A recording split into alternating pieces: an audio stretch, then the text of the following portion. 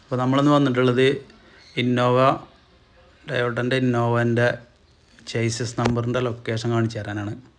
കൂടുതൽ പേർക്ക് ഇതറിയാം, കുറച്ച് ആൾക്കാർക്ക് ഇത് അറിയാത്തതുണ്ടാവും, അവർക്കും വേണ്ടിയുള്ള വീഡിയോസാണ്.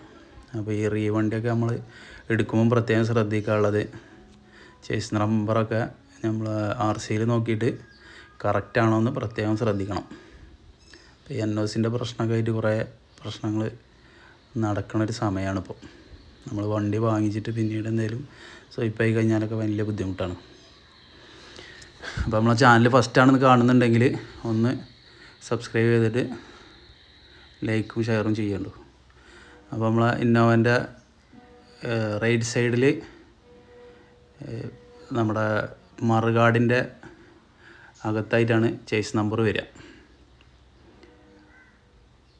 റൈറ്റ് സൈഡിൽ നമ്മുടെ വീലിൻ്റെയും മറുകാടിൻ്റെയും അകത്തുള്ള ഒരു ചേസിൻ്റെ ഒരു ചെറിയൊരു പീസുമലാണ് ഇന്നോവൻ്റെ ചേസ് നമ്പർ വരുന്നത്. അപ്പോൾ അത് വാങ്ങിക്കുമ്പോഴൊക്കെ പ്രത്യേകം ശ്രദ്ധിക്കുക.